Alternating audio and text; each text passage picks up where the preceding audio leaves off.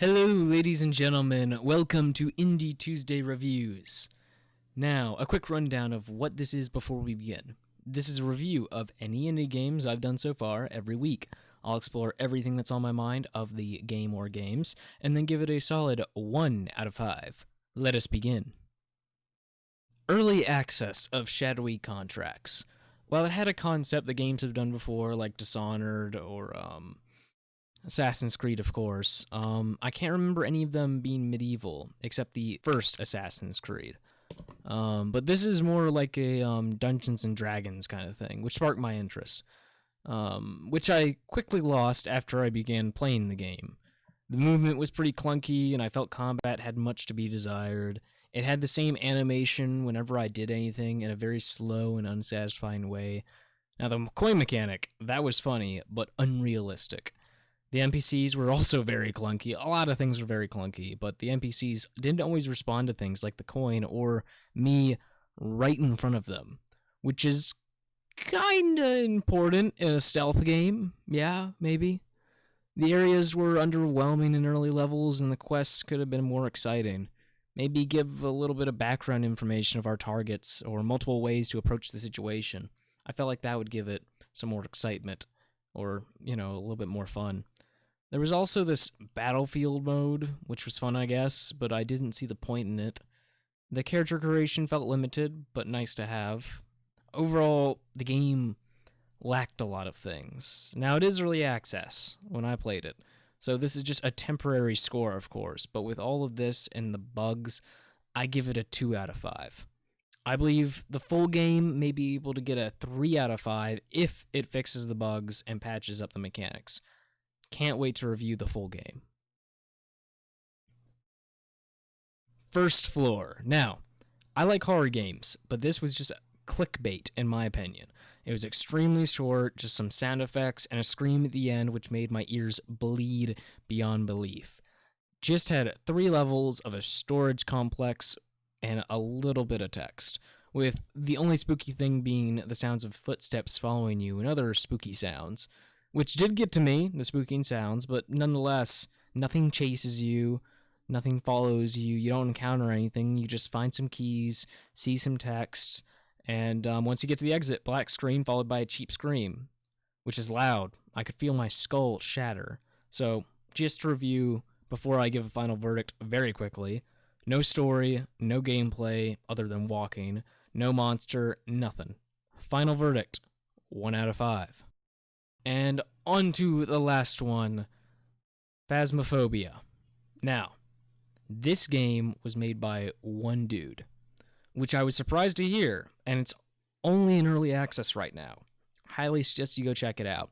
So, you can imagine when I walked into this game, I didn't expect much.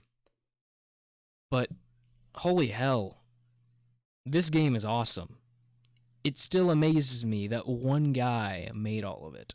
You or a max of 3 other teammates finance equipment and go out to hunt ghosts. It's a ghost hunter game, like the ones on TV, but this time they're actually going to kill you.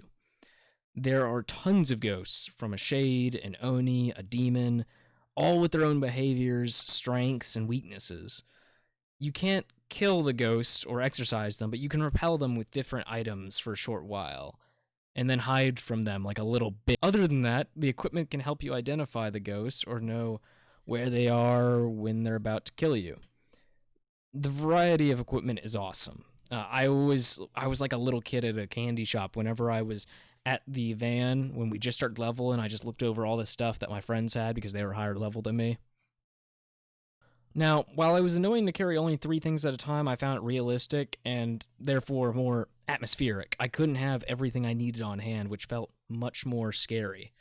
The lighting really made the atmosphere just amazing, especially when you put mechanics with the ghosts into the light and your sanity. God, I loved the sanity meter. There was this great moment when me and my friend Dobbin hid in the asylum. There was this room we hid inside, and the lights were flickering like crazy, neither of us daring to make a sound, not knowing if 2 of our friends outside had been murdered. These moments were actually scary and awesome, and all of these things that make the atmospheric pressure just go onto you. That's what makes this game. Hearing the ghost whisper down my neck always rattled me and made me want to get out of the house. The ghost animation was clunky at times, but ghosts don't really have a distinct way of walking because they're ghosts. They're not physical, so it just added a little more to the atmosphere to me, really. Being in the van was always cool, switching through cameras as if I was at Five Nights at Freddy's, seeing my friends getting attacked by something they just couldn't see, never ceased to make me scared whenever I saw their lives threatened. It made me more assured because I was safe, but not for them. I was always screaming for them to get out of the house. Now the maps. That's pretty important, right? Well, the maps were good, but I found the bigger ones more tedious to be in than scary. Like the asylum was scary, on professional mode, of course, but it wasn't really... It was just so large we could never find the ghost, so we tended to just guess, which really sucked. So we always stick to the smaller maps. But overall, the game is complete for me. The only thing the developer can do is improve the game and polish it. So, final verdict, 3 out of 5. But for the VR, easily a 4 out of 5. When the full game comes out, I hope developers add certain things. Maybe add dead players being able to talk to each other. The ones that are alive, of course, via the ghost box. That would be cool. Different animations for being killed and a more atmospheric, scary stuff that happens whenever the players start to lose their sanity. Maybe pictures turning to something more gruesome or rats coming out of nowhere. I think all of this would make more atmosphere and make the game just so good. But if the developer adds story to the ghosts, along with all the aforementioned stuff, I would be in love.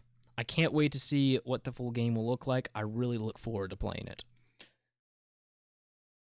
Okay, now we're on to the not special note. Another not special note to all of the developers that worked on these indie games. A link below for anyone who are interested in the games, or them, of course.